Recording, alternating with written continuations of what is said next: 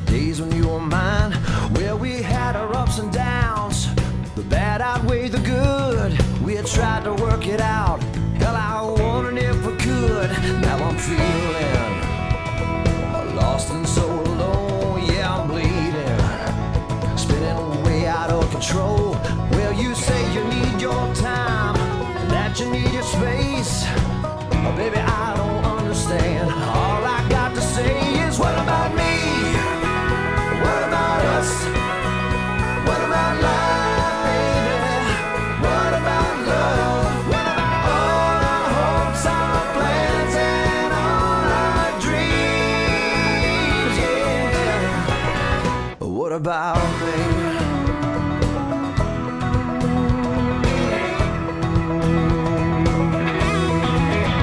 Yeah, I'm drinking. All the rumors are true, really sinking in a broken heart of blue. Well, you told me you still love me, but girl, how could it be? If you still want your freedom, then you ain't wanting me. So what about me? What about us? What about life, baby? What about love? What about all our hopes, our plans, and all our dreams? What about me?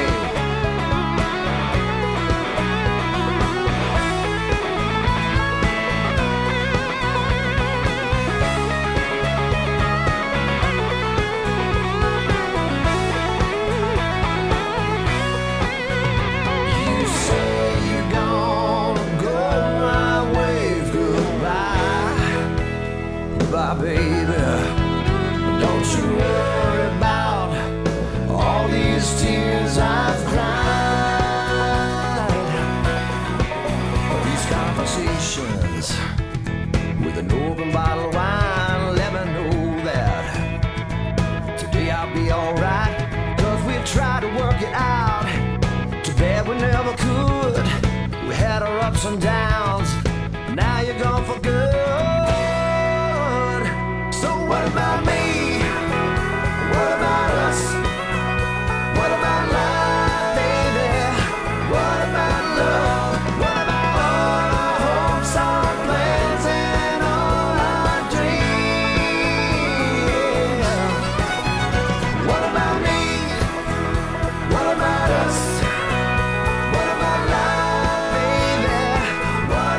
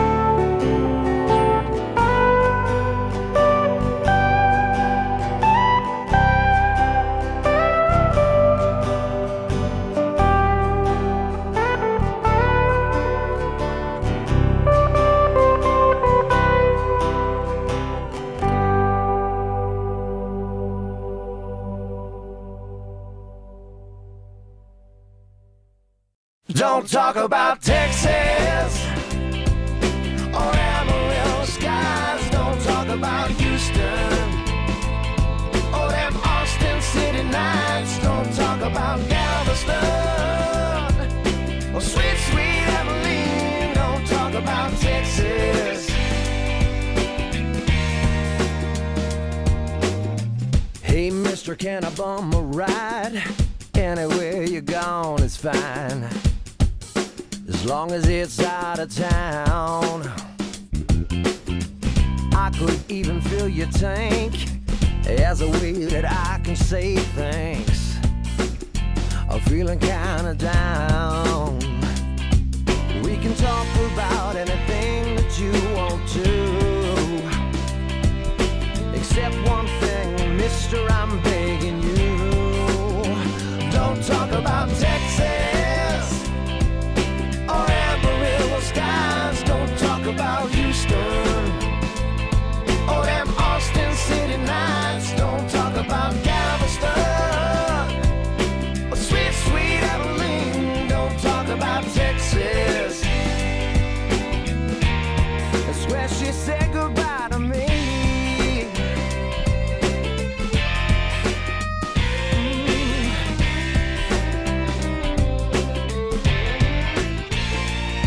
Well, I remember when she fell in love with me on that Corpus Christi beach. It felt so right. And I remember how her green eyes used to shine, and a taste on her sweet lips was like cherry wine.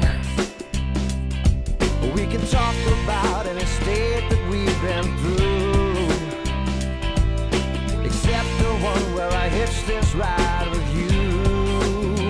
Don't talk about Texas or Amarillo skies. Don't talk about Houston or them Austin City lights. Don't talk about Galveston.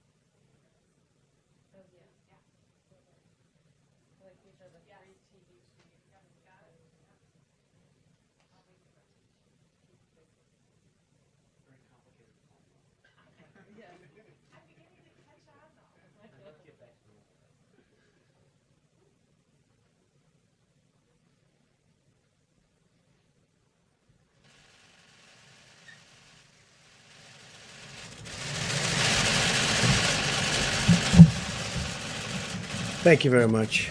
Appreciate it. A lot of tremendous things are happening. The number of new positive cases continue to decline nationwide. recent hotspots appear to be stabilizing. The hotspots are, in some cases, very interesting what's going on, and they're going down. They're going in the right direction. Cases in the Boston area are now declining.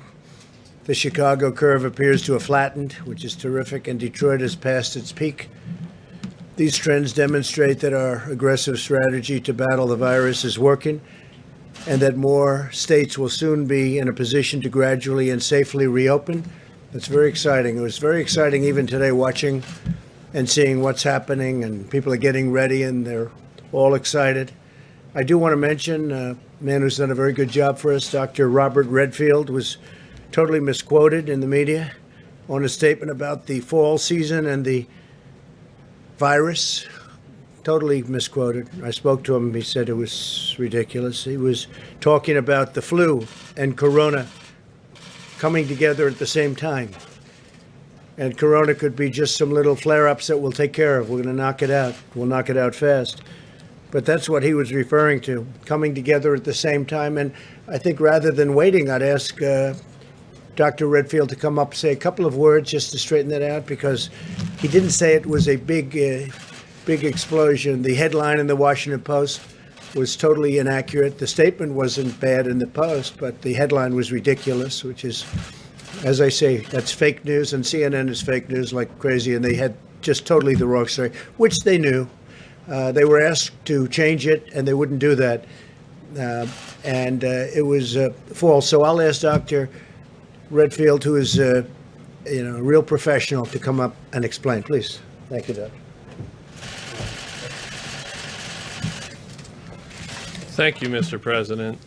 I really do think it's important to clarify this as we build the confidence of the American people. When I commented yesterday that there was a possibility of the fall-winter, next fall and winter, it could be more difficult, more complicated, when we had two respiratory illnesses circulating at the same time, influenza and the coronavirus 19. But I think it's really important to emphasize what I didn't say. I didn't say that this was going to be worse. I said it was going to be more complicated or more difficult and potentially complicated because we'll have flu and coronavirus circulating at the same time.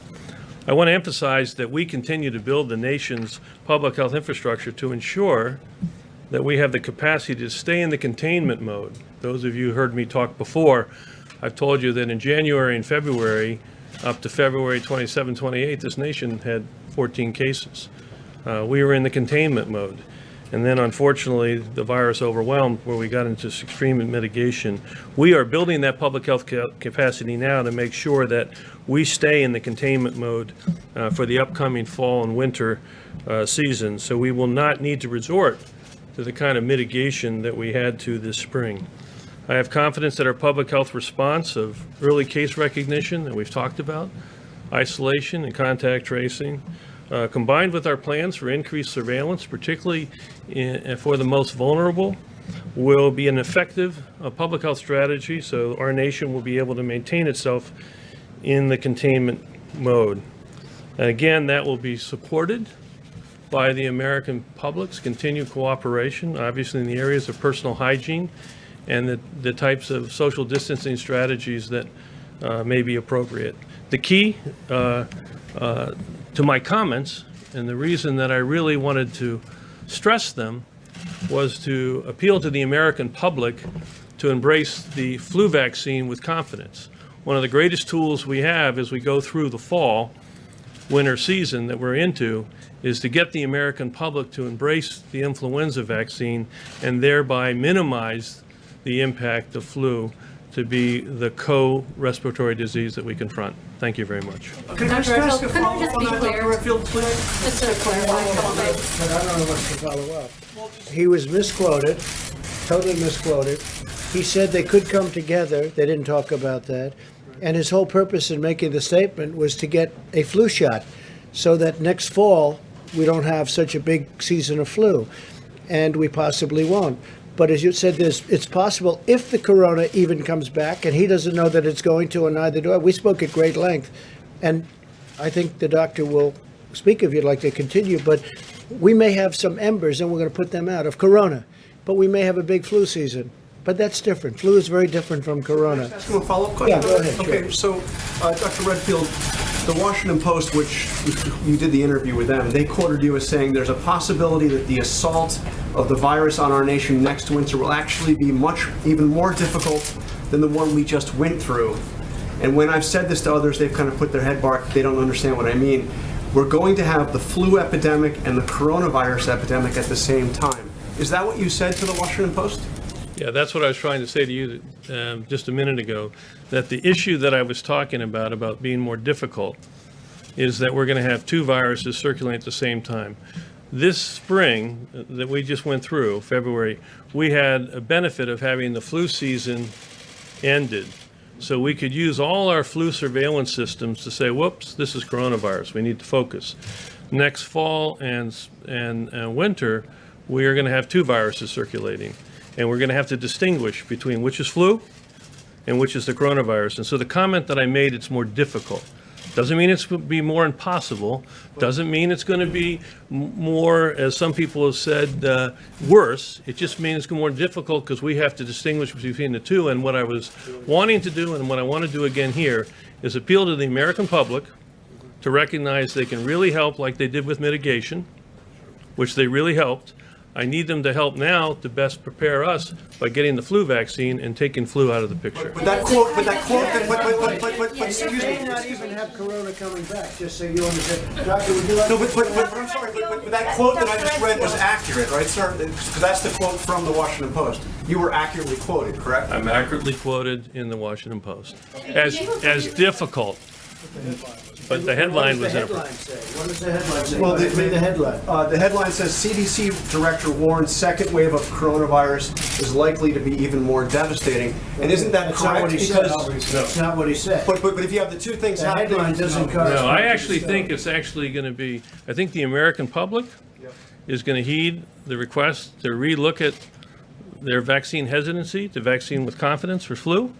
And I'm confident that the public health infrastructure that we're putting together now across this country so that we can early case diagnose, isolate, and contact trace, as I say, block and tackle, that system is going to be there, and we're going to be able to contain this virus. Did you Why did you Dr. retweet the article if it was inaccurate? Doctor, why did you retweet it? You weren't called. So we talked about this yesterday when you asked me this question, and someone I think used the word devastating. And I want to really, again, emphasize to the American public that when we first interacted with this virus for the first time in the February and March timeframe, we didn't have an understanding of its transmissibility, all of its symptoms. We do now.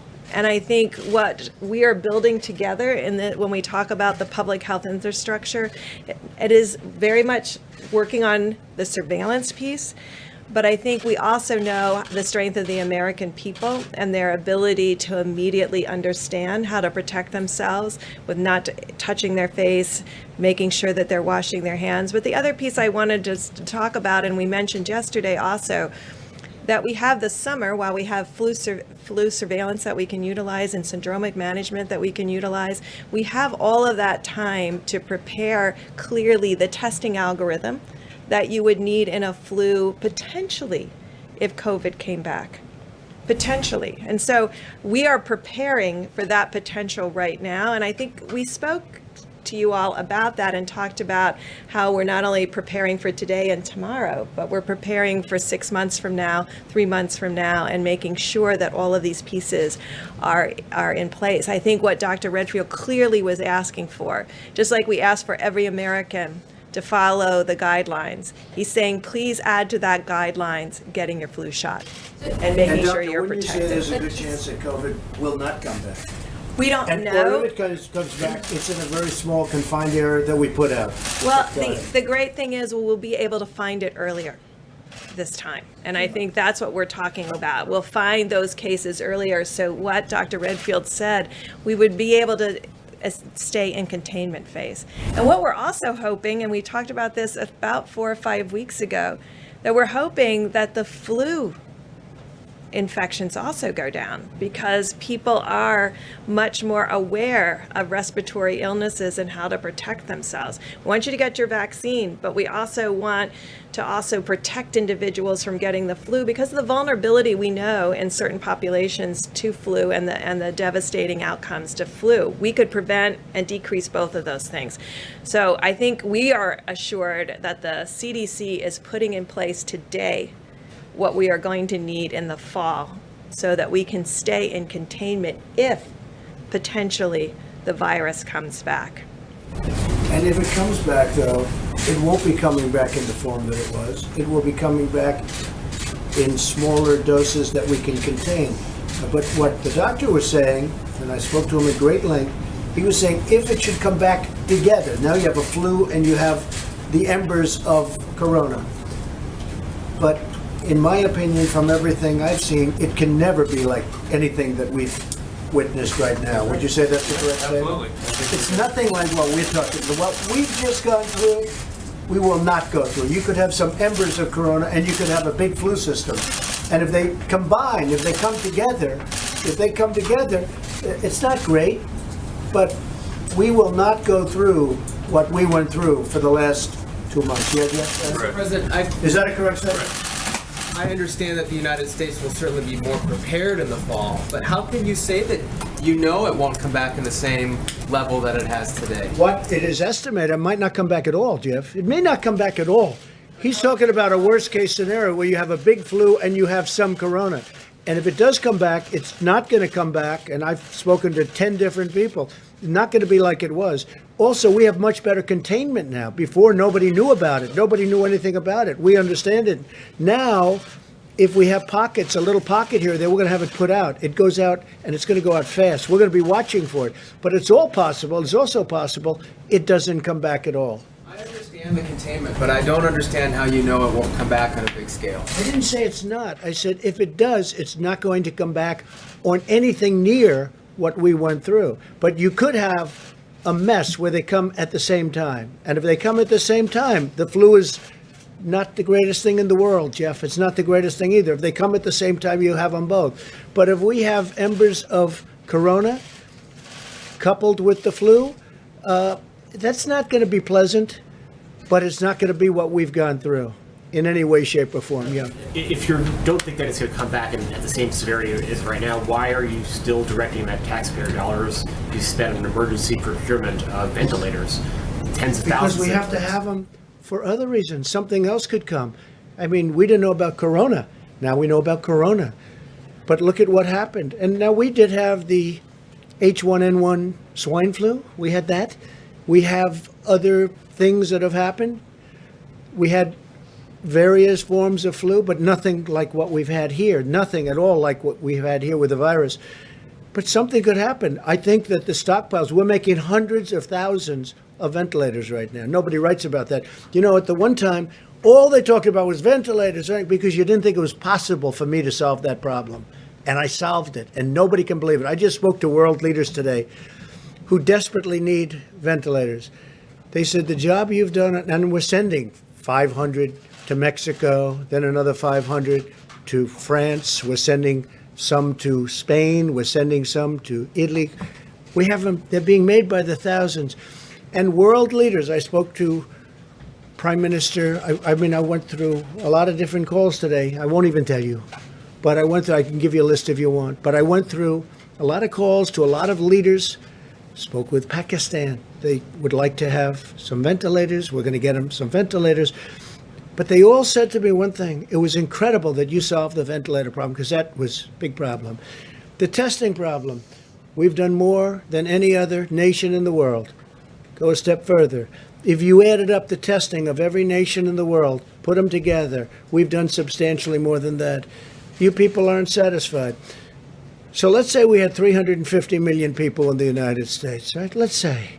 And if we gave every one of those people a test 10 times, so we give 350 people a test 10 times, the fake news media would say, where's the 11th time? He didn't do his job. Trump didn't do his job.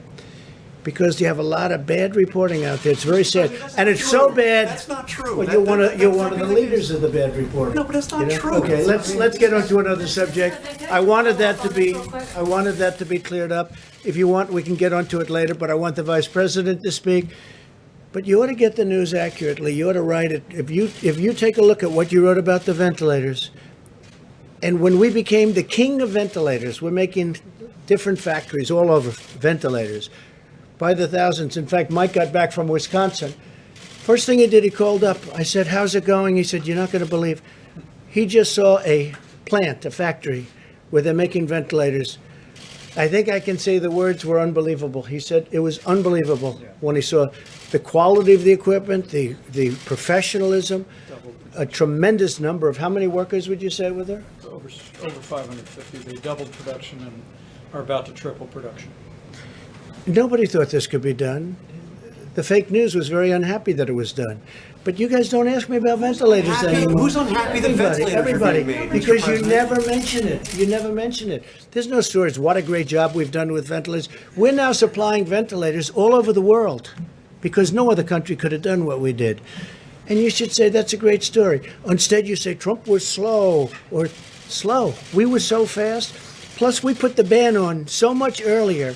When Nancy Pelosi, as an example, you don't say this, when she's having her rally in San Francisco, in Chinatown, in San Francisco, nobody wants to say that. If we didn't, and Dr. Fauci said this, if we didn't close our country to China, we would have been so infected like nobody's ever seen. When you saw the chart, and we were at the top of the list in terms of success, nobody wrote it. I said, where is anybody going to use that chart? Nobody wrote it in terms of mortality. You saw that.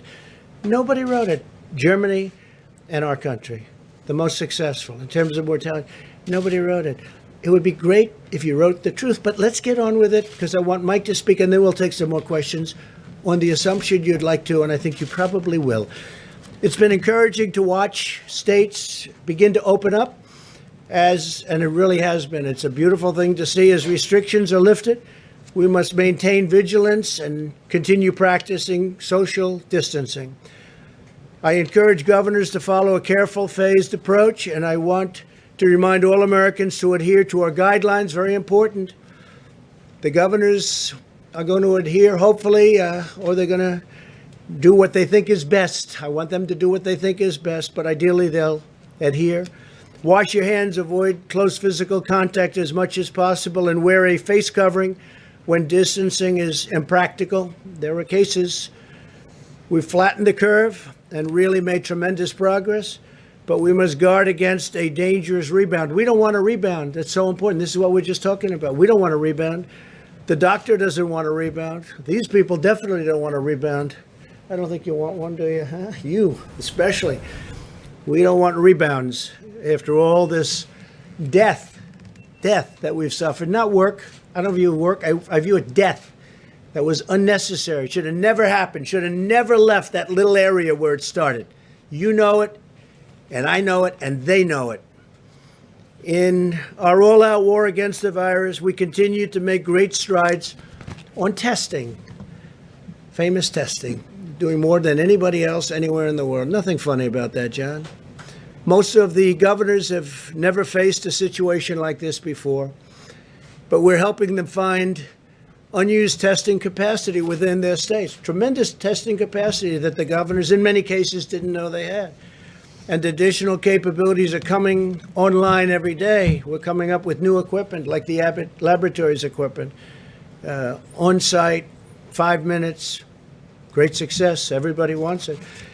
But you can only make so many of those machines, so we have many other forms of testing. We have many other machines that do it very quickly and by the millions. Our task force issued its reopening guidelines earlier than April 30th to give governors the time that they needed to develop testing capability and capacity and customize plans for their states, which many of them did. We've had some governors do a fantastic job on testing and on a lot of other things. I spoke, as you know, Governor Cuomo was here. We had a great conversation on testing yesterday, and they're doing a really good job in New York. We're working very closely with each of the states to help them succeed. I spoke earlier today with Governor Newsom, California, and that was all about testing, that conversation. He's been scaling up really well, really good job. And I agreed to help him get some of the critical supplies that California needs to make use of the tremendous capacity that they found. This is a tremendous testing capacity, and I'm going to do it very quickly. He needs certain things. We're going to get that to him very quickly. Now, could he get it himself? Yes, but I can get it faster. He understands that, and he's done a great job. And we're going to have it to him. We're going to have a lot of it to him over the next 2 days, and we're going to beef it up the following week, get him a lot of additional. He's done a really terrific job in California. Some of the governors have done a fantastic job working with us. I told the governor of Georgia, Brian Kemp, that I disagree strongly with his decision to open certain facilities which are in violation of the Phase 1 guidelines for the incredible people of Georgia. They're incredible people.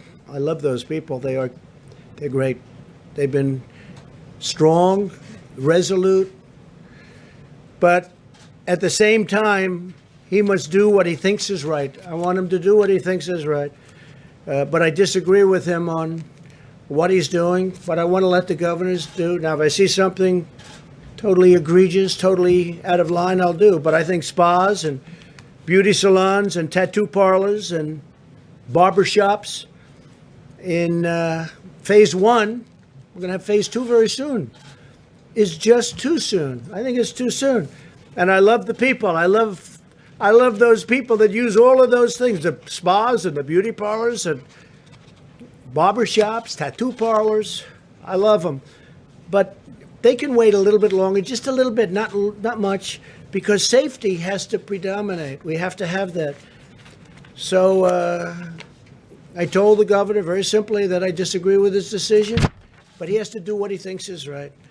I'm excited to announce that in the coming weeks, the Air Force Thunderbirds, they're incredible, and the Navy Blue Angels, equally incredible, will be performing air shows over America's major cities and some of the cities that aren't major cities. They're going to be doing a lot of work, a lot of very dangerous flying. It's dangerous. You know the odds when you start going at massive speeds and you're 18 inches away from each other. That's dangerous work. Your son is a great pilot, and I don't know if he can be. Could he be a Thunderbird? I don't know. See. I think he probably could, from what I hear. I don't know if I'd want him to be, because it's incredible what they're able to do, and to sacrifice our front line. What we're doing is we're paying tribute to our front line healthcare workers confronting COVID, and it's really a signal to all Americans to remain vigilant during the outbreak. This is a tribute to them, to our warriors, because they're equal warriors to those incredible pilots and all of the fighters that we have for the more traditional fights that we win, and we win. If we want to win, we always win. Sometimes we don't want to win, so we just go to a standstill. But that's always, that's not the way this country works. Operation America Strong was the idea of our great military men and women, the Thunderbirds and the Blue Angels crews, who wanted to show support to the American medical workers who, just like military members in a time of war, are fiercely running toward the fight. It's going to be great. I want to see those shows. I've seen them many times, and I can't get enough of them. And on July 4th, we'll be doing what we had at the mall, as you know. We're going to be doing it. Last year was a tremendous success, and I would imagine we'll do it. Hopefully, I can use the term forever. That was a great success, as you remember. Even though it was pouring, it was raining so hard. It was raining. That was about as hard as I've seen in a while, but it was an amazing success. Didn't bother the pilots, didn't bother the military, didn't bother the crews that we had there. So we're going to be doing that again on July 4th.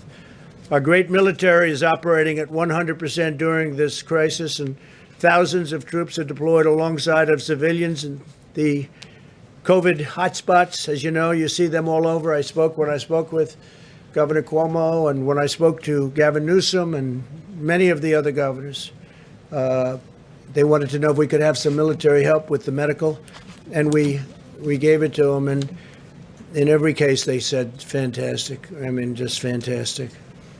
New York City, Mayor de Blasio called me to say it was inspiring to watch. He was there when the military came in.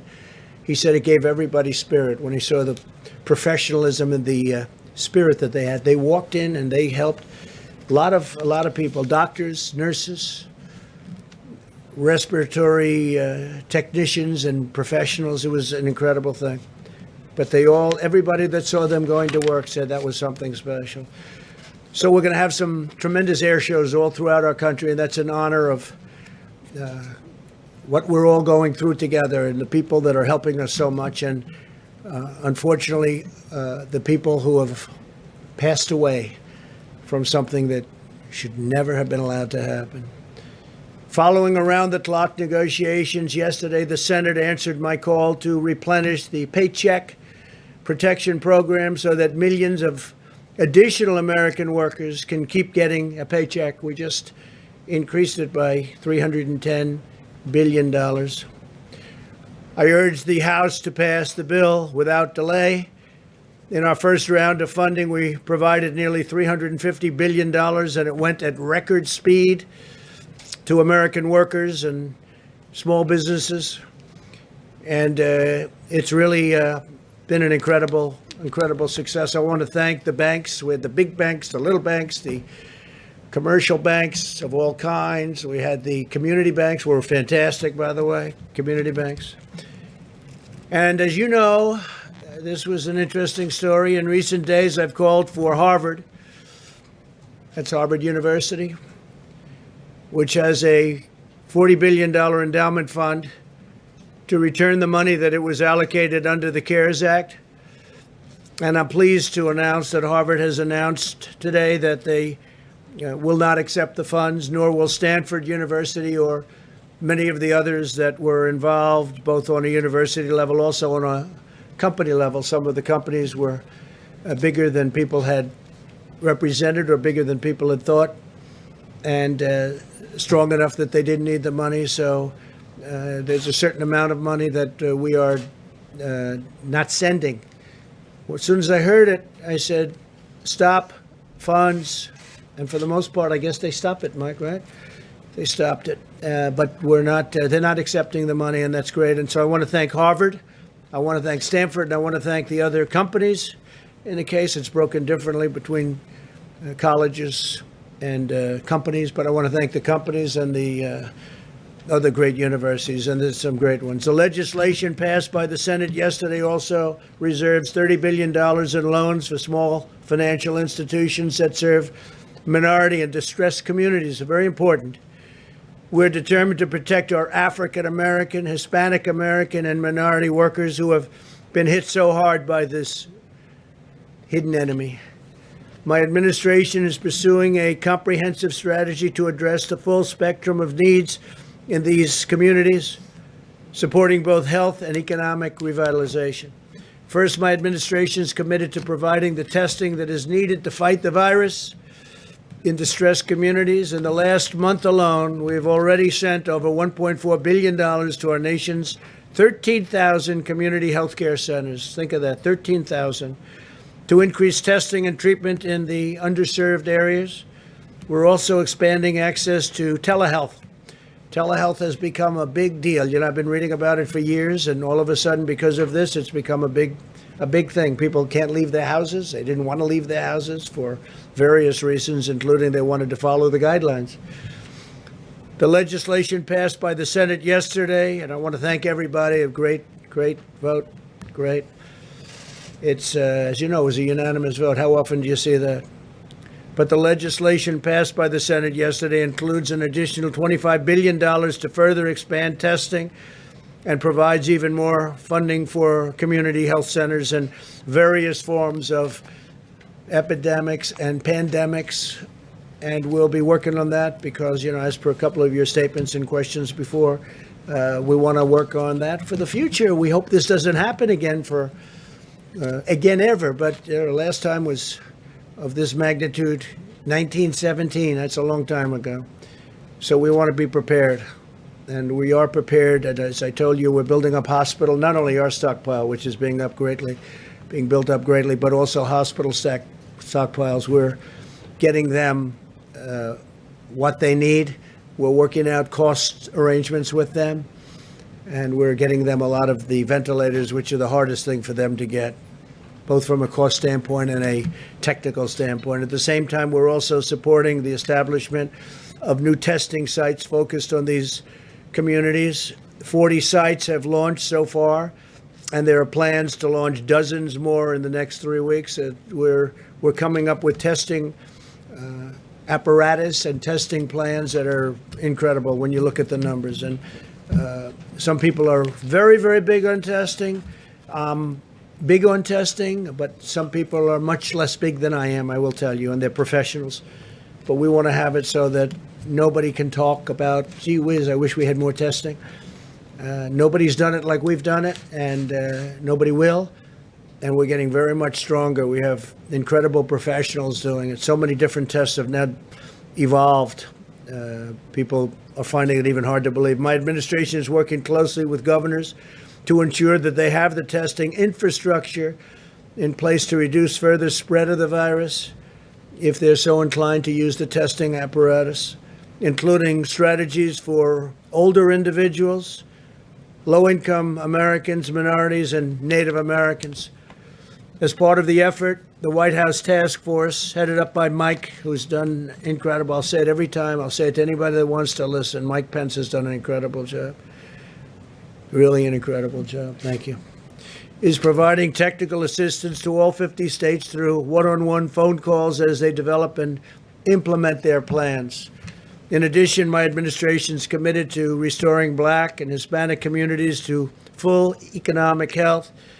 They want to be healthy economically and physically, and that's what we're doing. To that end, today I'm directing the White House Opportunity and Revitalization Council, led by Secretary Ben Carson, to focus its effort on supporting underserved communities impacted by the coronavirus. And so Ben Carson is working on that with Mike and myself and a lot of other people. I'm going to ask Tim Scott, who was so helpful with the opportunity zones. That's an economic answer to a lot of problems, and Tim Scott was fantastic. And so I'm going to ask him to get involved with you, and I'm sure he'll be willing to do it from South Carolina.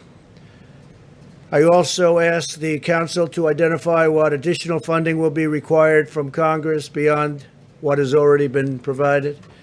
We're really building ourselves a strong base, and we're building ourselves a wall that's very different from the kind of walls that you've been hearing me talking about.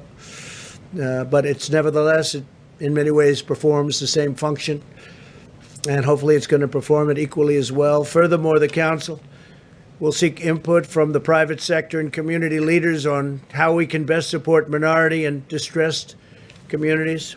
As president, I'm absolutely determined to deliver a great future for Americans of every race, religion, color, and creed.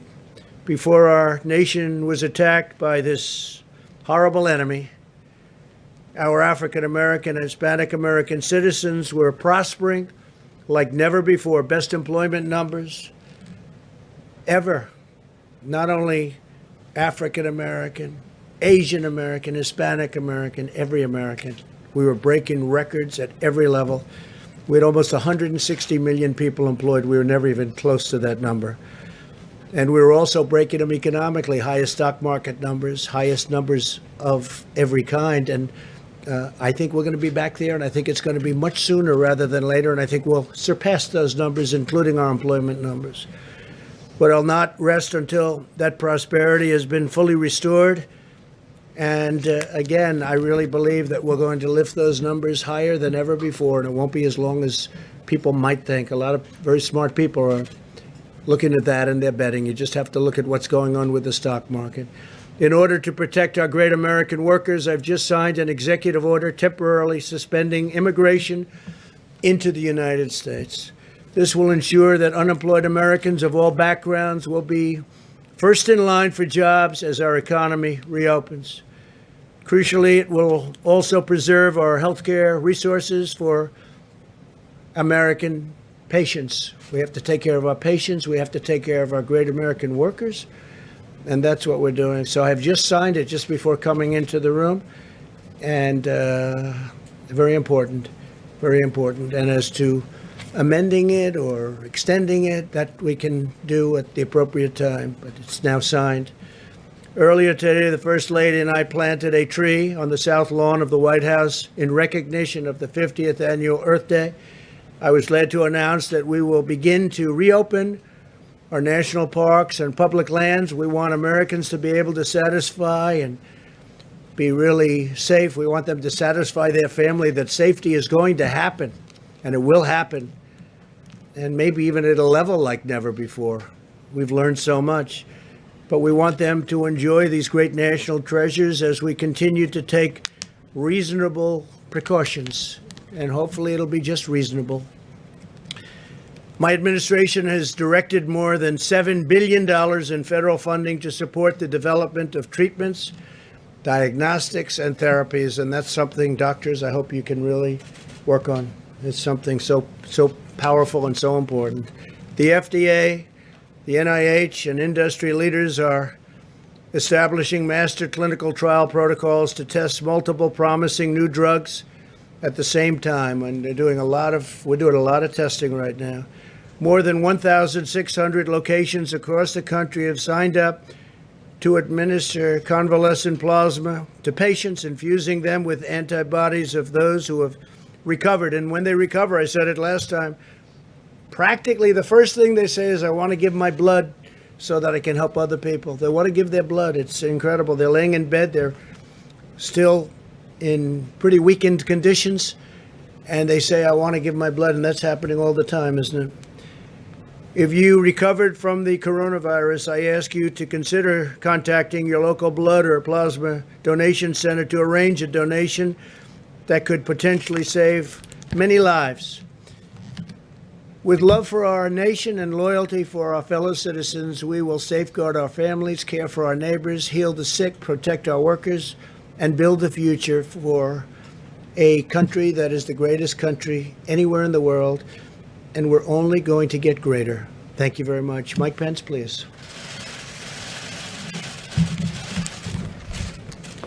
Thank you, Mr. President. White House Coronavirus Task Force met today, and despite the fact that there have been more than 843,000 Americans who contracted the coronavirus, and we grieve the loss of more than 47,000 of our countrymen. According to Dr. Birx and her team, we continue to see encouraging signs because the American people have been putting into practice the guidance that's been issued by the President and this task force, and they've been taking to heart the guidance of state and local officials. And Mr. President, as we learned today, we are continuing to see declines in all the major metro areas around the country that have been most impacted. Numbers remain low and steady on the West Coast, in Washington State and in California. The New York metro area, New Jersey, Connecticut, all appear to be past their peak. And as our scientists may reflect in a few moments, we also are seeing the positive rate going down, which is actually even as encouraging as the declining cases. The Detroit metro area appears to be past its peak. The Seattle metro area, as I mentioned, remains stable. New Orleans metro area is the most stable of all the large metro outbreaks. We also are continuing to see stabilization and even declines in Houston and Atlanta and Nashville and Baltimore and Indianapolis and elsewhere. This is a tribute to the American people, to the fact that the American people have taken to heart the guidelines, the social distancing, the personal hygiene, the recommendation that you use the drive-through at a restaurant rather than going in a restaurant and avoiding groups of more than 10. On the President's behalf, on behalf of our entire White House Coronavirus Task Force, we just want to urge all of the American people to continue onward. We all want to reopen America, and we want to reopen our states and our communities as soon as it is safe and responsible to do so. But I want to say to my countrymen, the fastest way to reopen America is to continue to do what you've been doing. It's the fastest way, as President Trump has said many times, to get our country working again is to put the coronavirus in the past.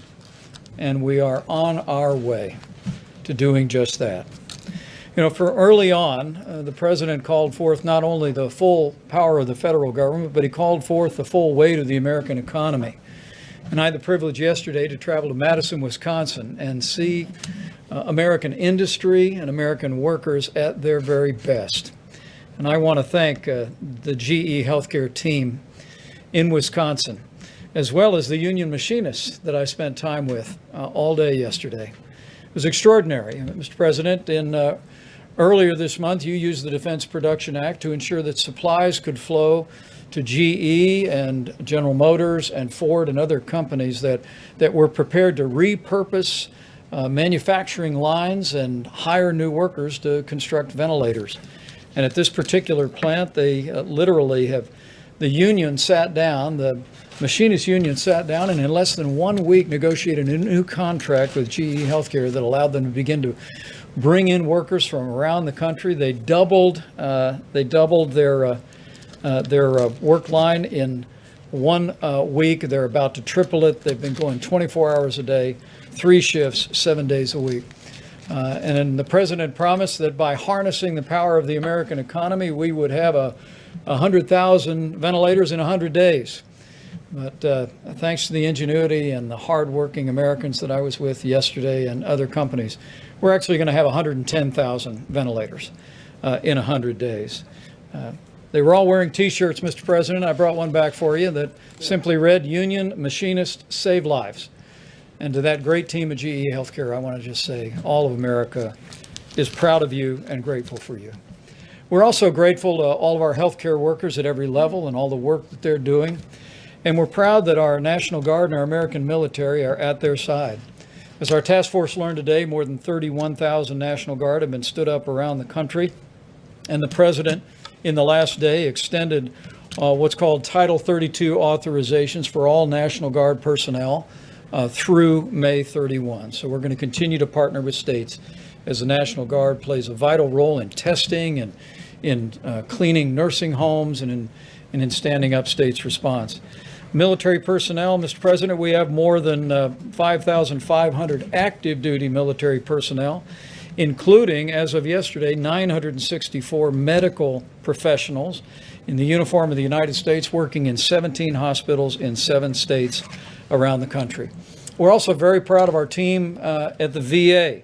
The VA has addressed its capacity issues. It's not seen cases among the veterans in its facilities increase, so they're deploying teams to focus on nursing homes.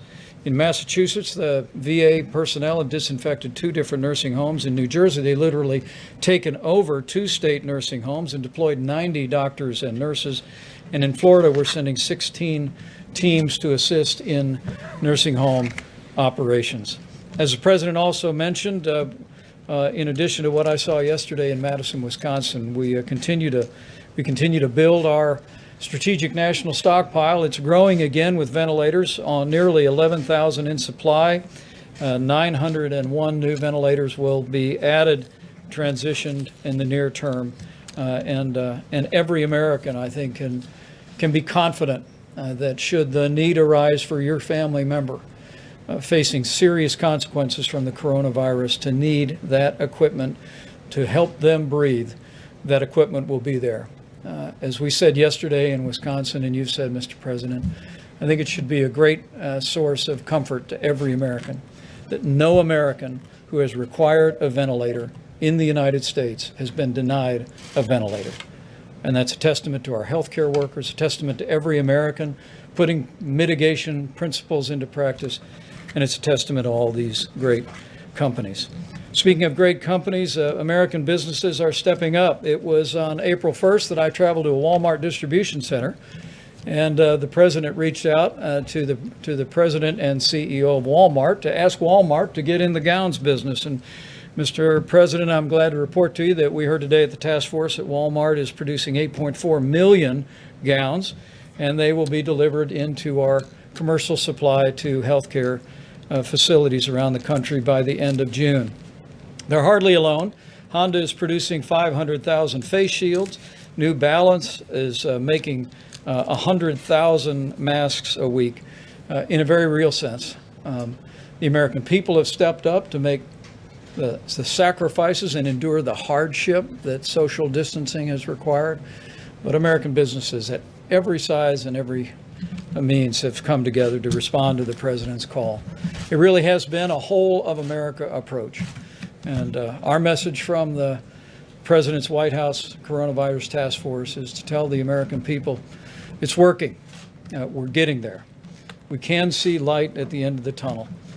We can see the day that we can reopen and put America back to work. But it's going to take all of us continuing to make the sacrifices necessary to practice those disciplines to get us to a place where we can reopen safely and confidently. With that, Mr. President, I'll call Dr. Fauci up for his reflections, and we'll move on. Great. Thank you very much, Mr. Vice President. So I'm going to just take off from where I was at this podium a few days ago to kind of reiterate some of the things that the Vice President said, but to kind of connect the dots from where we were, where we are now, and where I think we're going to be. So you remember a couple of weeks ago when we talked about the fact that we were going to have a really bad week because the deaths, particularly driven by the situation in New York, were going to get worse and worse. But yet, as that was happening, we were starting to see some turnaround, some flattening, and some coming down. As you've heard from Dr. Birx and will likely hear more, that is continuing. So what has happened is that the mitigation that we put in with the first 15 days and then the 30-day mitigation program of physical distancing worked. So it got us to where we are today. It is a successful formula. It is the basis for our being able to say that we can now think seriously about reopening America. And for that reason, we put together a carefully thought out and I believe well delineated and described program for opening up America again. And you know what it is. It's the guidelines that we announced a few days ago. Those very guidelines are based on a version of the successful formula that got us to where we are. So what I'm trying to say is that the program is not one that is going to be turn the lights on in America, we've finished. We're not. We have to proceed in a very careful, measured way. And if you look at the guidelines, they are careful and they are measured.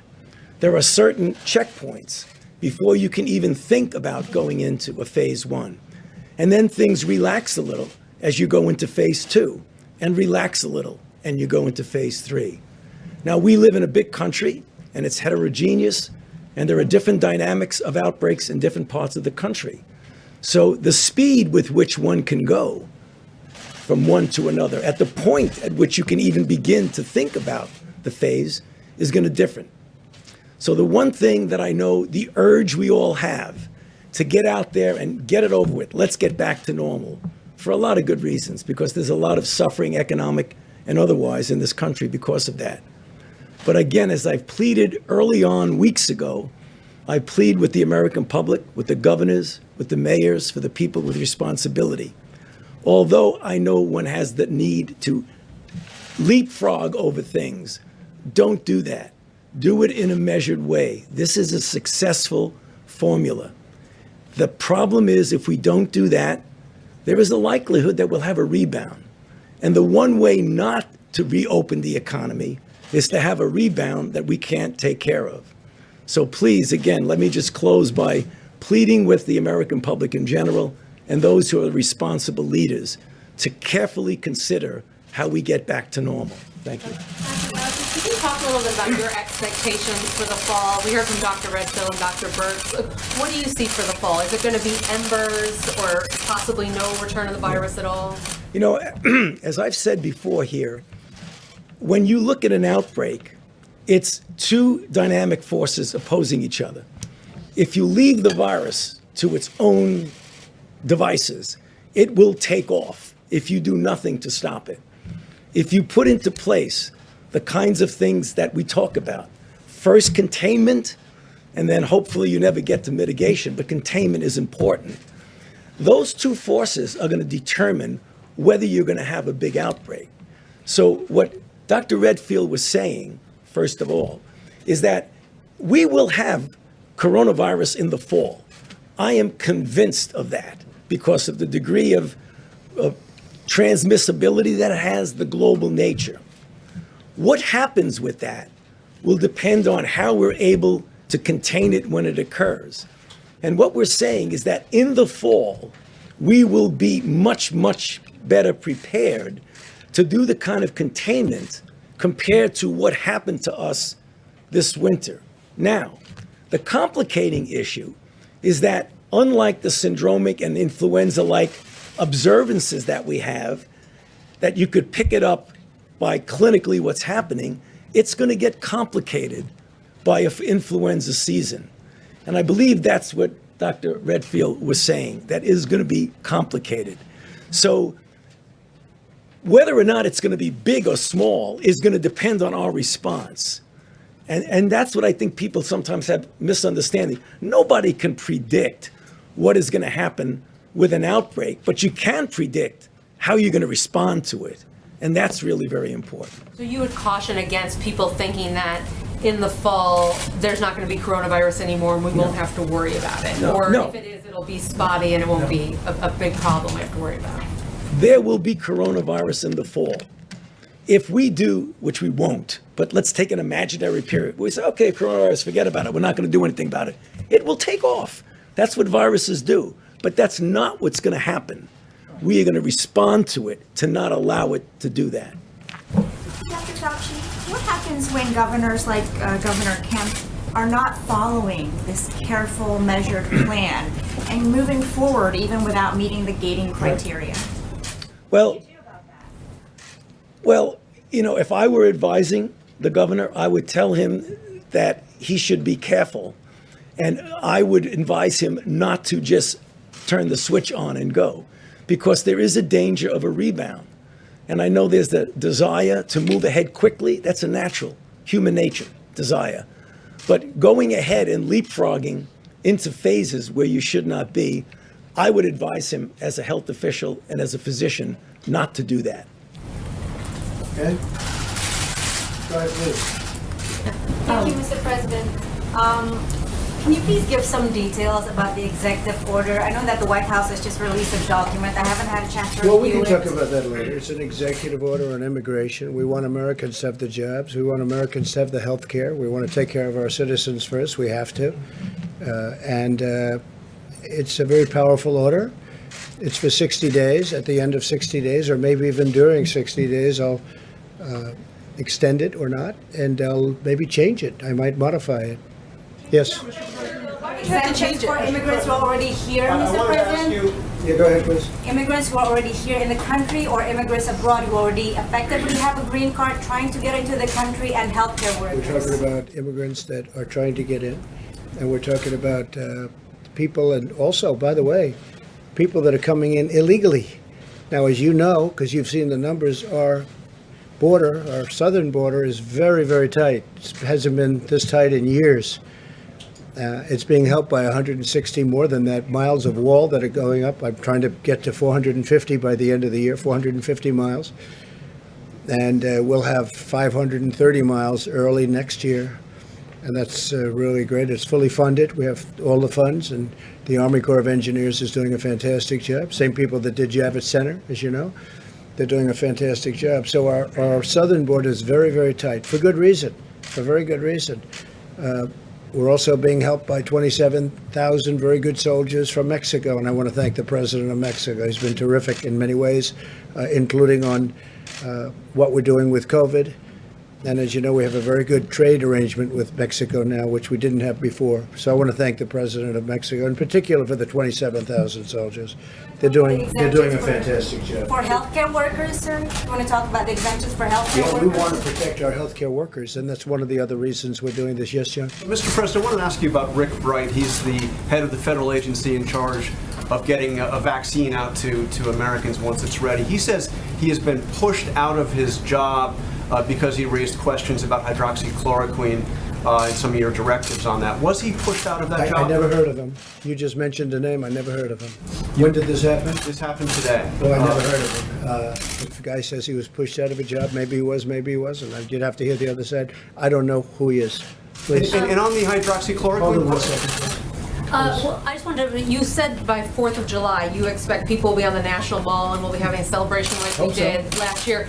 Given what the doctors are just saying that, coronavirus is still going to be out there, it might not be as bad as it is now, but it's still going to be circulating.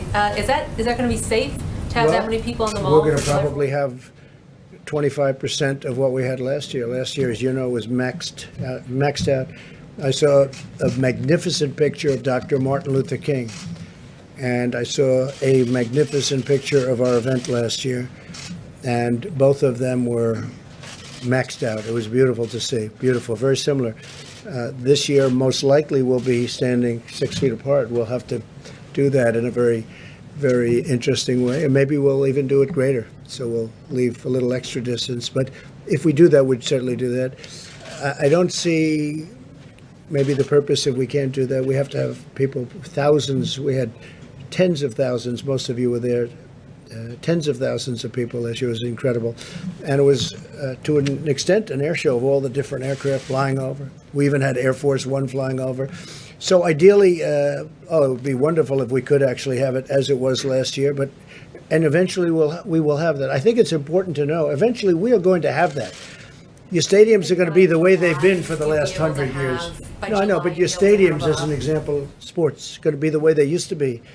I mean, I told one of the owners, he said, do you think I should take out seats? I said, no, you shouldn't take out seats. We're going to have it the way it was. We're going to be back. This virus will eventually be gone. And if it should show up in the fall, we're going to put it out very fast. We have great people. We're going to put it out very fast because we've learned a lot. We've learned a lot about how to deal with this, and we'll put it out very fast. Yeah, please. Just nice and easy. You talk a lot about testing capacity, Yeah. and governors agree that that exists, but it's very different from testing implementation. And they are still begging for you to use your full authority to help them get reagents and other things. As you would like to say, what do you have to lose by helping them do that? Well, I am doing and it. becoming the king of testing? And let me just say, we are the king of testing already. There's no country in the world that's done more. Not even close. 0.2% of the population has been tested. Is that good enough? I just said there's no country in the world that's done more. And we have tests that have already come out that are going to be introduced very shortly that will do it more. My problem is this, it's very much of a media trap. Whether we did 2%, 5%, 50% or 100%, it'll never be enough, no matter what. Now, with the expertise and with what we did, because of our expertise and tremendous talent at manufacturing, what we did with the ventilators, that wasn't a trap because we got them done, shockingly to everybody, because of the incredible talent like Mike Pence saw yesterday in Wisconsin. But we have numerous of those sites all over the country doing the same thing. So that when the governors were complaining, some of the governors, I must say, and it was very much along party lines for the most part, but except for one, when the governors were complaining, we said, no, how many do you need? We need 50, we need 100. One governor asked for many, many, many thousands, and it turned out they didn't need that, and that's good. We got them, and nobody that needed a ventilator, you know this, and we went through this with the governors that needed a ventilator, didn't get a ventilator. That was an incredible achievement. With testing, it's a little different. It's much easier than ventilators. It's like 2%. But, for instance, the swabs are coming in by the millions. They're literally coming in by the millions. Totally ordered. We wanted the highest quality. We could have gotten a much lesser quality. We didn't want to do that. We got the highest quality. But testing, it's like no matter how well you do, you can always say more. With the ventilators, they either have them or they don't. In fact, we went to one meeting. Who wants a ventilator? One governor said, we'd like 25. 25, you got them. Who else? Nobody spoke up. That was 4 weeks ago. So that was great. The problem with the testing is, and I said, if we test 350 million people, you'll say, no, we want them to have a second test or a third test or a fourth test. Not everybody believes as strongly as some people in testing. Some people want to do testing because they think it's impossible for us to fulfill that goal. That's easy compared to ventilators, as I've said. But we have a tremendous testing capability, better than anybody in the world right now. And every day it's growing, and it's growing very substantially. These doctors are very talented people. They've seen testing all their lives. They've never seen anything like we've been able to do. So we're going to give everybody what they want with the testing. But again, testing, and I've said it from the beginning, the actual test has to be administered locally. You can't do from Washington or faraway locations federal testing nearly as well as you can where you have a governor and he has mayors and they have representatives and they know the back of a Walmart. Put it in the parking lot in the back of a Walmart, or put it in a certain location in different states. They're doing it beautifully. It's working beautifully. The relationship I have with the governors, and Mike has, and we all have with the governors, I would say other than one or two, but even them, they don't complain. They're not complaining. So we're doing tremendous testing. And ultimately, we're doing more testing, I think, than probably any of the governors even want. Okay, please, Jennifer. Back on the immigration EO, can you say, is it just for green cards, for green card holders? Or Green cards were is it also for people subject. seeking temporary work visas? It's subject to change. We have some people coming in, for instance, helping the farmers. We want to have the farmers take care. They've been coming for years and years, and they're helping our farmers, and they've been coming in for years. We don't want to do, the border's been turned off a number of times over the years. And you know what happened? Our farmers all went out of business. They were out of business. They couldn't farm. We're taking care of our farmers. Nobody ever took care of farmers like I take care of farmers, including the $19 billion that we're dispersing to farmers because of some very good things that happened. Subject to change because some of your advisors are saying there could be a problem with it, or subject to change No, because just you want it to might be extend? modified. It could be modified next week, in 2 weeks. It could be modified in 2 months. No, we may modify it as we go along. But right now, we have a very powerful immigration ban, but it could be modified, meaning made tougher or made less tough. We don't want to hurt our businesses, and we don't want to hurt our farmers. Very important. Can I ask you about your conversation with Governor Kemp? What did he say to you when you said you strongly disagreed with him? And of course, for gym owners and tattoo parlor artists and barbers in Atlanta and in Georgia generally, would you advise them to listen to you and not to their governor? Look, I'd like them to listen to their governors, all of their governors. I have the right to do if I wanted to clamp it down, but I have respect for our governors. They know what they're doing. I think, and as you know, Brian Kemp, governor of Georgia, I worked very hard for his election. He beat their superstar. He beat the superstar of their party. I think you can say I helped a lot. Michelle Obama, Barack Obama, Oprah Winfrey, they all went in. They campaigned for him very, very hard. And he lost. He also was way down in a primary and ended up winning a primary after I came out and endorsed him. So a lot of good things, and there's a lot of good feeling between myself and Brian Kemp. I like him a lot. I happen to disagree with him only in time and timing. I disagree. When you have spas, beauty parlors, and I love these people. I know the people from spas and beauty parlors, tattoo parlors, bikers for Trump, a lot of tattoos.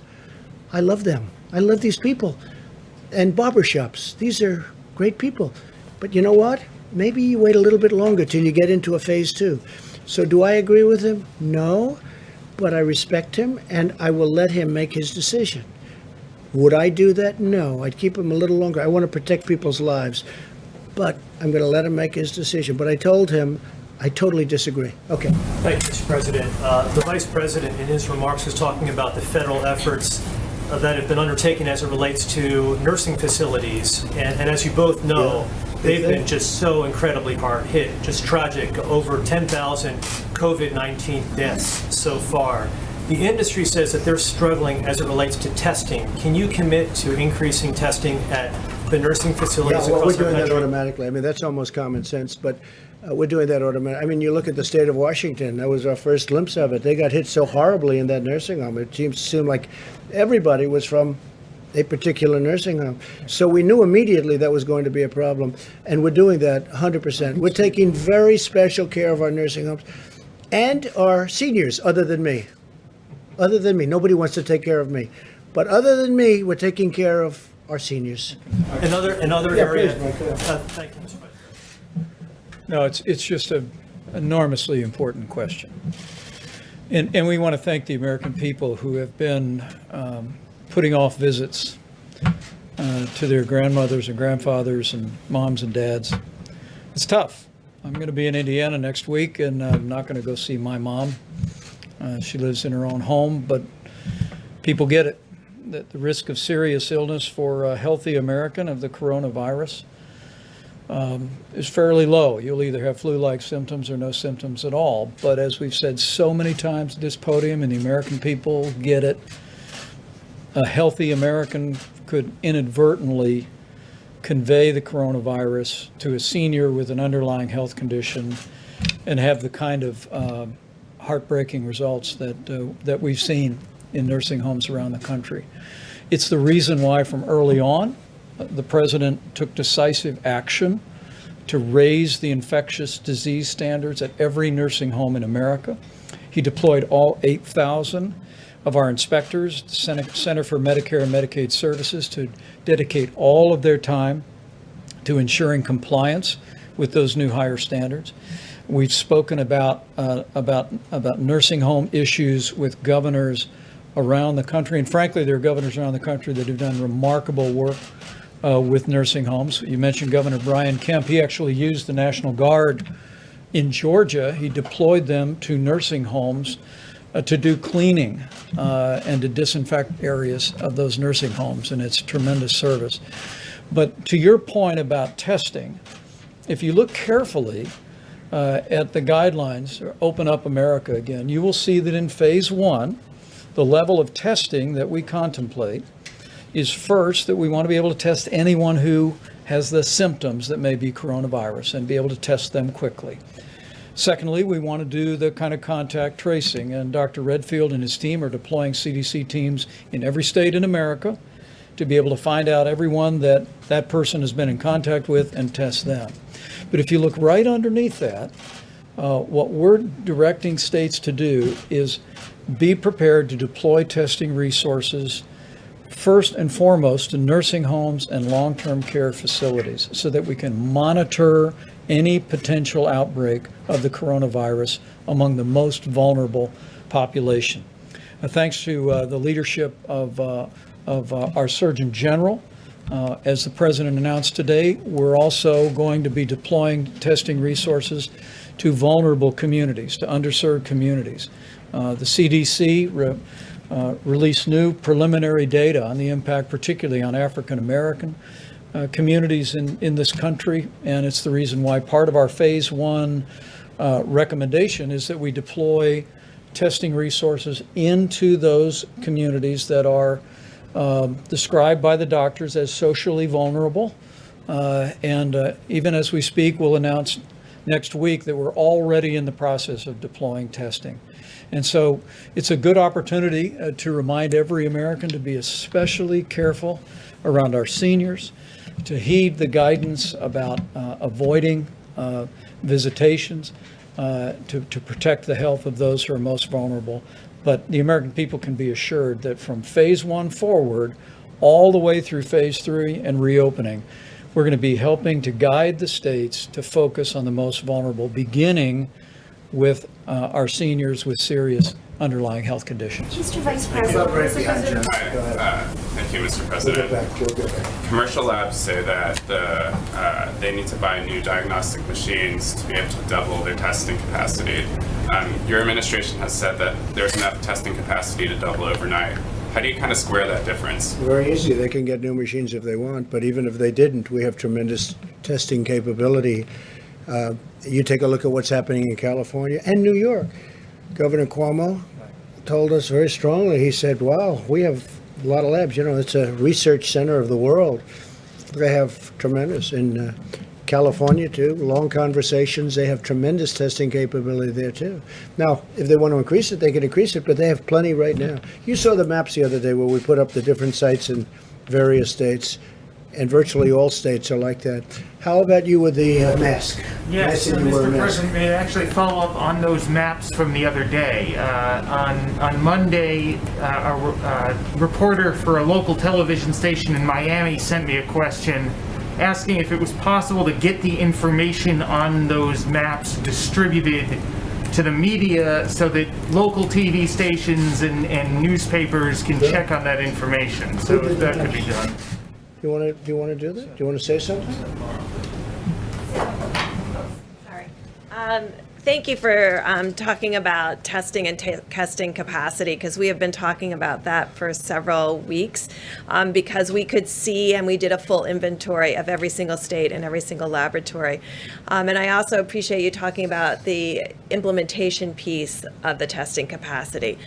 And it's complicated. So we have a team calling every lab and working through the American Society of Microbiology, as I mentioned before, to really work with every lab director to see what the issues are in each laboratory. And I just want to thank Administrator Verma, who really worked on increasing the funding for this test and uniquely doubling the funding for the coronavirus nucleic acid test. From $50 to $100 to really address some of the issues about laboratory technicians, because sometimes we think these tests run themselves. They don't. They actually need people to help with the machines. So we were talking about purchasing more machines. We actually need to have additional laboratory technicians to really be able to work all of those machines. And so it's lab by lab, state by state, and that's the dialogue that's going on now to unlock the full potential of the United States.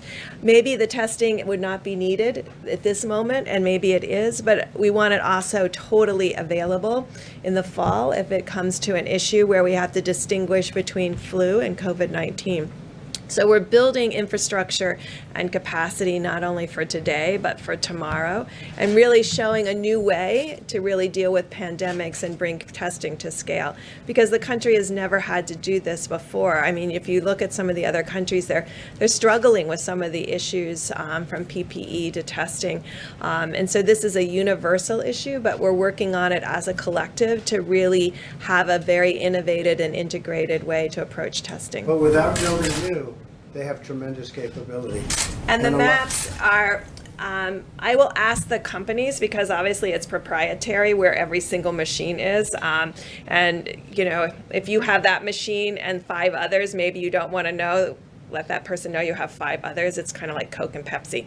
So I think we're working very deliberately to really be able to share those maps. The governors, I can tell you that all of the state governors and the mayors have those maps, and the addresses and the type of machine for every single laboratory in their jurisdictions, so that they know. The governors were not aware that those laboratories were available to them. Dr. Burns, before you leave, on the state of California is now partially broken with CDC restrictions on who would get guidance on who should get testing, because they want to test people without any symptoms at all in high-risk environments like a nursing home. Do you agree with this? Vice President Pence, do you agree with this? Well, not only do we agree with it, it was in our guidelines. That was fundamental to our guidelines, and I think we were the first group that said testing asymptomatics will be key. We've always said that we think that's a significant contribution to infections, and we went to the places where we thought it was most critical to find cases the earliest, and so that is where we have asked states in the guidelines to start with nursing home, indigenous peoples, and people in underserved areas in cities to really ensure that we're monitoring for any type, because we know the asymptomatic piece may be the tip of the iceberg, in fact, be the iceberg underneath the surface. And so if you're only seeing cases, maybe this. But in parallel, we're working with states and local governments to really define what that population is by doing, in collaboration with states, working with them together to really reinforce this antibody testing, but in a careful way where you do 2 antibody testing to increase your sensitivity and specificity into the 99+% range, because we think it's really important that you have a very high quality test, but a high quality test that you can really tell someone that they've had this before. And so we're waiting to have those 2 tests that we can do in series to really assure people. But that was in the guidelines from the very beginning, and we think it's fundamental both for right now and going through the fall, because that will be our early alert if any of the COVID virus reappears. How much more testing are we going to You need? didn't know that was in the guidelines? The CDC. Well, it's currently in the CDC guidelines. So you're saying It's right in the guidelines. Dr. Burks, while you're there, can I Jerome, just... would you like to say something in that? Please.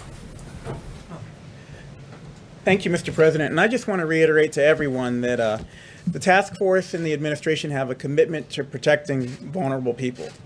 And that includes in the area of testing. We've had the opportunity to talk to many different groups, and we hear that testing is absolutely a concern. And we'll be giving you more details in the coming days, but I just want you to know that we're building on the public-private partnership that the President rolled out with pharmacy and retail companies like CVS, Walgreens, Rite Aid, Walmart, and Kroger to accelerate testing for more Americans in more communities across the nation. We're going to be increasing access to testing for undertested, underserved, and minority communities, and we're working closely with partners and states to establish sites in areas most in need of increased access to testing. We're using data. CDC provided data to locate sites in counties that are undertested and socially vulnerable, especially with high populations of Black, Hispanic, rural, and Native Americans. We're using the CDC's vulnerability index, as you heard about earlier, to select sites.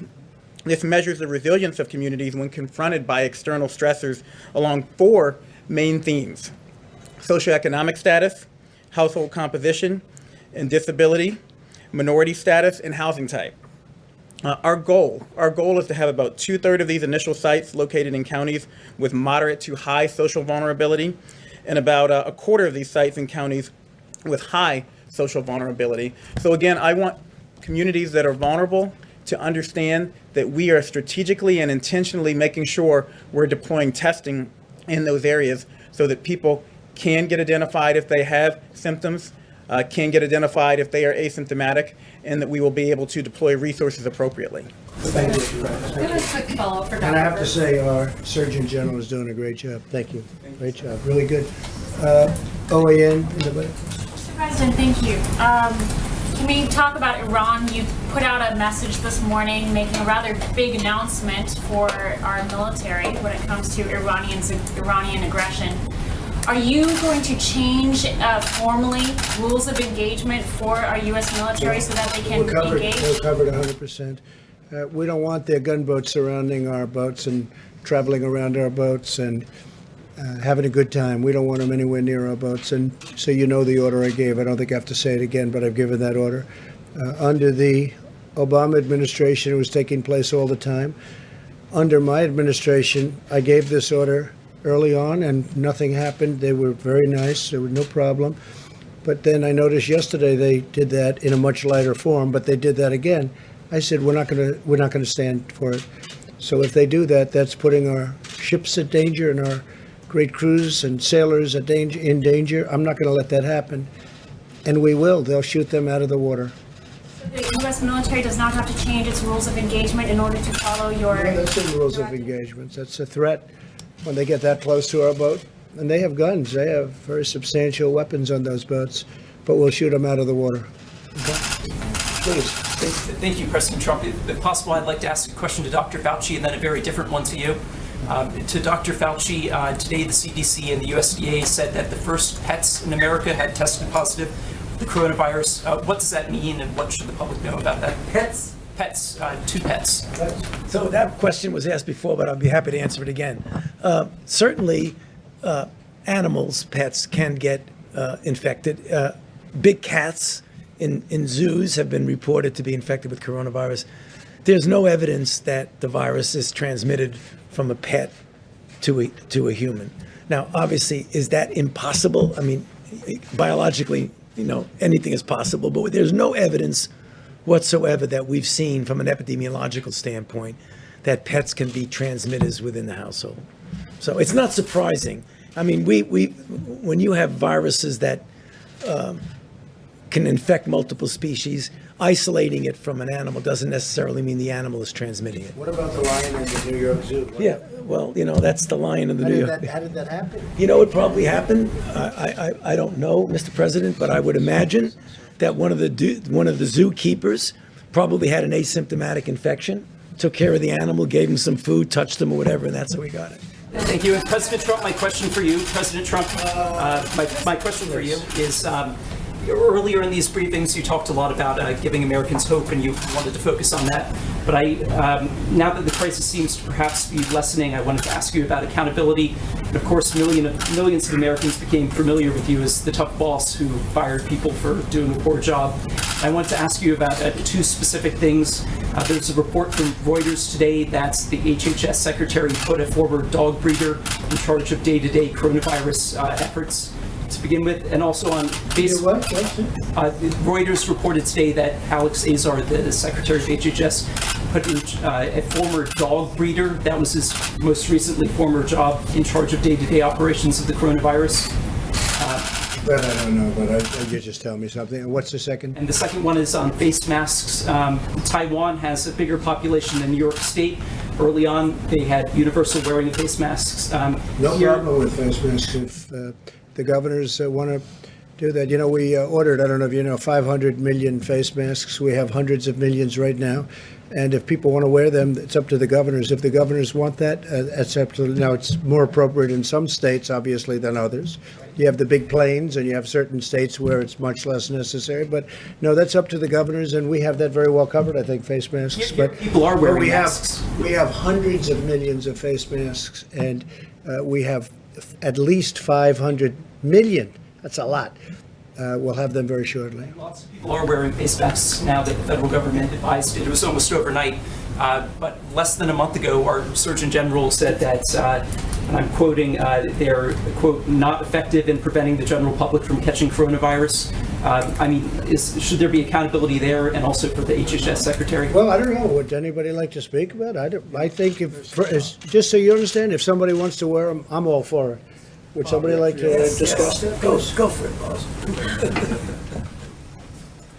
I think the comments that we made when we came into face masks, and I think it's important, when we came out with the CDC guidance about face masks, or what we called face coverings, was in recognition of the growing understanding of asymptomatic infection or pre-symptomatic infection, was the recognition that we could use a barrier. And the reason, you know, and I have mine when I'm in public, that right here, that I use, you know, that this barrier, in case I was in fact infected, if I didn't know, is a barrier to prevent me to protect you, in case I'm and happen to be asymptomatically infected. There's very good data to show that the ability of viral particles to go through a barrier is substantially diminished. And that's why we recommended these face coverings. I think if you go back to when CDC came out with that recommendation, some people may think intuitively it's to protect them from getting infected. No, it was to protect you from potentially getting infected by me when I go out in public. Jerome? I actually appreciate you asking that question because it's one that that we've had to clarify several times, and I understand why the American public has been confused over time. As Dr. Redfield mentioned, initially we said, based on CDC, World Health Organization, and most other major public health organizations, that the public needed to know that these masks were not effective or shown to be effective in preventing you, if you wear a mask, from catching coronavirus. Another important thing to remember is the context of those statements was a run on medical masks, on N95 masks, and our healthcare workers were at risk. What's changed? What's changed is we found out that unlike past viruses that are spread through the respiratory route, a significant proportion of coronavirus cases can be traced back to asymptomatic spread.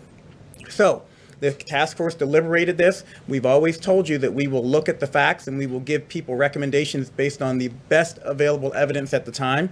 And once we saw that asymptomatic spread, we said, well, masks still aren't effective, and from our point of view, at preventing you from catching coronavirus in a significant way. But we've always told people that they should wear masks if they know they have symptoms to prevent them from spreading to other people. Well, now that we know about 25 to 50% of people are spreading asymptomatically, we suggested people wear cloth facial coverings to prevent asymptomatic spread. You wear your mask to protect me. I wear my mask, and Dr. Redfield mentioned it. I've got my mask. I believe I have mine on me, Bob.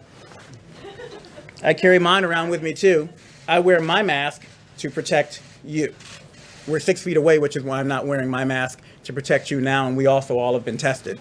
So that's why I'm not wearing mine now. Yeah, but I'm right next to you. Well, I'll put mine on if you want me to, sir.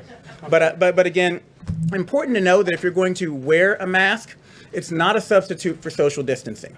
Still, social distancing is the number one thing you can do.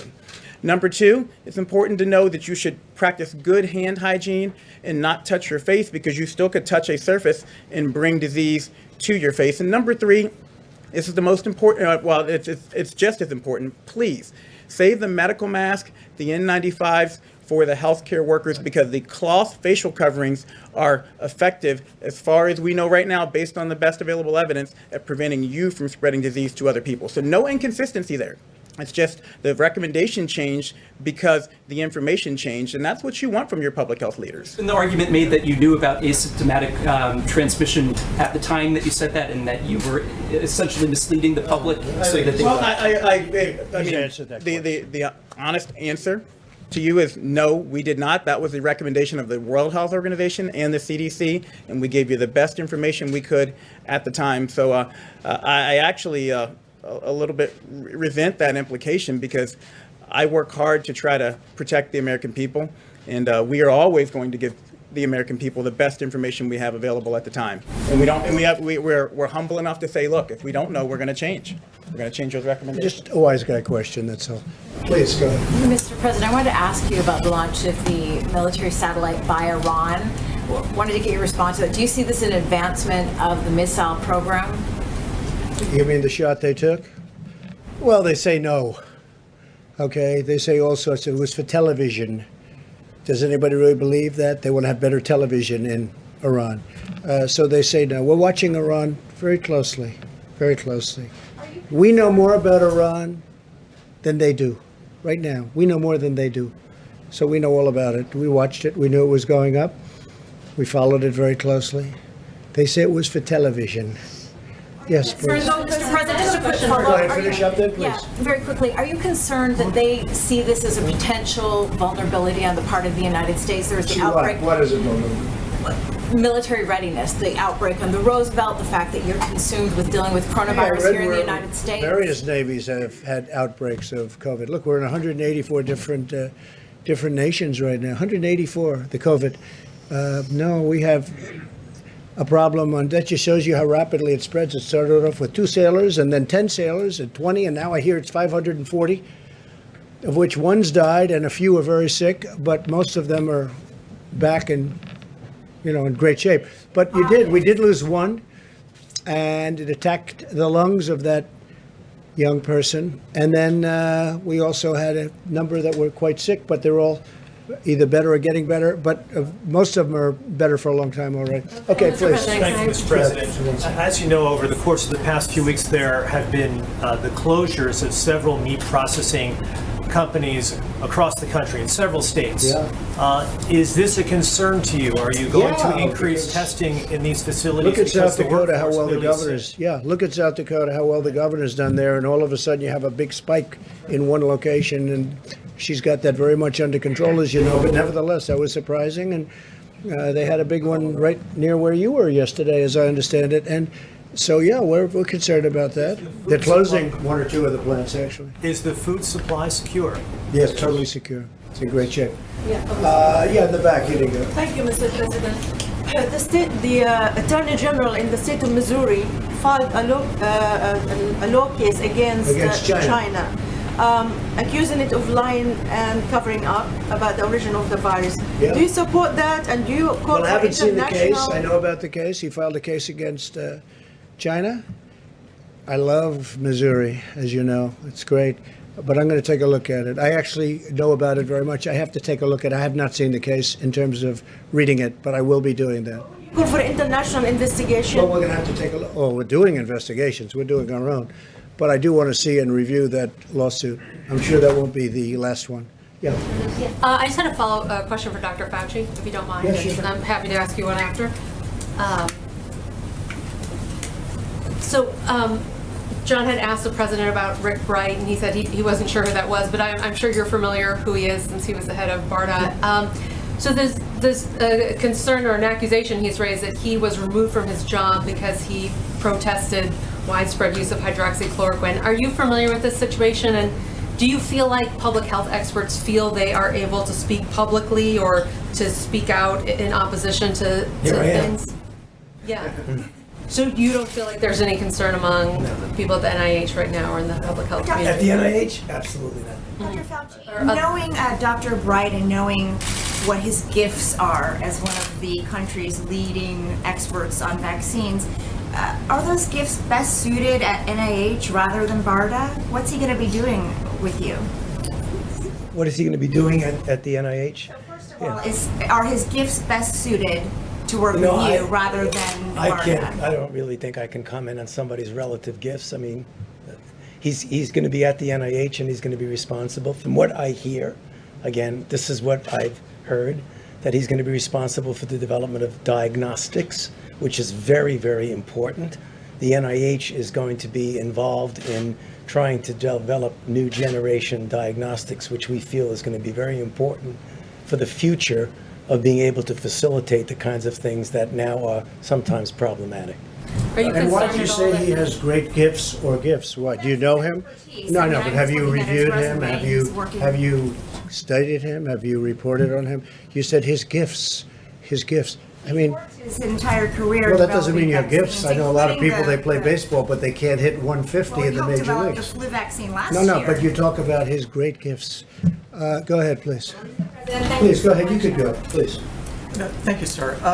I have two questions, one for myself and then one for a colleague of ours who cannot be here today because of social distancing. From where? I'm with USA Today. First, the executive director of the National Association of Counties said today that the White House did not want to see money for state and local governments in the latest COVID assistance package. And they didn't want to say what? What does that mean? Tell me. I'm sorry? What does it mean? Repeat it, say it a little differently.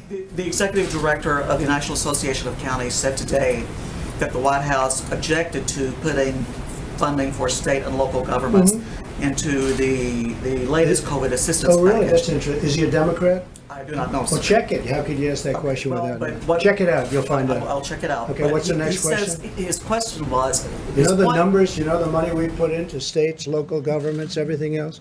And they have to be responsible for their own finances. But you check it out. Go ahead. What's the His next? point was that you said that you felt like that this would somehow be a disincentive for states to open their economies. Is he correct about that? How would he know what I felt? I never spoke to him. I don't even know who he is. You don't know who he is either. Yes, his name is Matthew Chase, sir. Okay, it doesn't help me and it doesn't help you. Okay, go ahead, Jim. Mr. President, also. Do we want to keep going a little while longer or no? You're not going to say, oh, he took questions all night long. Okay, right? Yes, Right? please, thank you. Okay, well, good. How many questions can you ask? Go ahead. We all have fun because we're talking about something very important. The main thing is, I think we're getting to a lot of solutions. We never want this to happen again. We never want this to happen again. What happened? And if it should come back in some form, we want to snuff it out very quickly before anything can happen. And I personally hope it doesn't come back in the fall as a combination of the flu or not as a combination of the flu. But I think we learn a lot. And, you know, some of these questions are good. Some of them are ridiculous, frankly, but some of them are I think some of them are very important questions. Very important. You know, when you asked Dr. Fauci about the right to speak, if I let him speak, I'll let anybody speak. And we love him. Let's go. Mr. President, Senator McConnell said today that he would prefer to see states that have high public pensions declare bankruptcy rather than taking on more. I heard he said that. federal bailout I money. don't know what he said. I'll have to call him and ask him. That's what he said. Well, that's okay. I'm going to have to look at it directly. Would you agree with him on that? I can't tell you that. I have to see, I want to base it on fact and reason. I want to see what he said, you know, why he said it and how he said it. I'd have to watch him say it. But some of the states are not doing well, let's face it. And some are doing phenomenally well. A state where Mike was governor, Indiana, I looked at their numbers. It's incredible what they're doing. Some states are doing fantastically well. Iowa's doing great. You have states doing well, and you have some states that aren't doing well. We know the ones. I don't have to mention the ones that aren't doing well, but you do have states that are in trouble. And certainly they're coming back to talk to us. We'll see what happens. Are you concerned, sir, about the growing U.S. national debt as a result of these Well, stimulus we had no packages? choice. Do we have a choice? Yeah, I'm always concerned about everything. We had to fix this problem. We were attacked. This was an attack. This wasn't just, oh, gee. And this wasn't the flu, by the way. You know, they like to say the flu. Nobody's ever seen anything like this. 1917 was the last time. We were attacked. We had the greatest economy in the history of the world. We had the greatest economy, better than China, better than any place. They will tell you that. I dealt with them for a long time, and they will tell you we had the greatest economy, and we built it in the last 3 years, 3.5 years, we built it. And then one day they came and they said, you have to close it. I said, you got to be, these people right here, they said, you have to, they came into my office, into the Oval Office, and they said, we have to close the economy. I said, let's explain this. Explain this to me. The greatest ever in history, and we had to close it. Now we're going to open it again, and we're going to be just as strong or stronger. But you have to spend some money to get it back open. We saved our airlines. We just, as you know, finished up with the airlines. We saved numerous companies that are great companies that 2 months ago were having the best year they've ever had. Now all of a sudden they're totally shut out of markets. There was a great spirit today. You know, the fact is some of the governors are opening up their states. And I saw it, I feel it. I don't know if you folks feel it. I feel it. There was a great spirit today. I don't know, the stock market was up today, I guess. It was up quite a bit when I just walked out here. And I will say, I feel much different today than I did 2 or 3 days ago. And I think the world does. We spoke to a lot of leaders. The world feels that we're really leading a path of optimism. European Union's having a lot of difficulty. You know, you take a look at what's going on with the European Union. It's having tremendous difficulty. But we're going to be back, and we're going to be back stronger than ever. We're going to be at a level, I think, that everybody's going to be and they do. They look up to us. They want to know, what are we doing? What are we doing with therapeutics? What are we doing with vaccines? We're going to have those answers, too. We're going to have them. Just like we took care of ventilators, just like we're taking care of, and already, as we said 100 times, we had more testing than any nation in the world. We had more testing than all of those nations put together that we mentioned the other day, all of them put together. And we're going to be, within 2 weeks, at a level that nobody's ever even seen before. They've never seen where we are right now. You don't have even upgrading to be able to double and triple their capacity in one case. No, we're at a level that nobody's ever been. We're going to be bigger, better, and stronger than ever before. So I'm not concerned about that. Thank you very much. Would you change your mind if Dr. Tedros was replaced? Dr. Burks? Can we just ask you about the first confirmed death being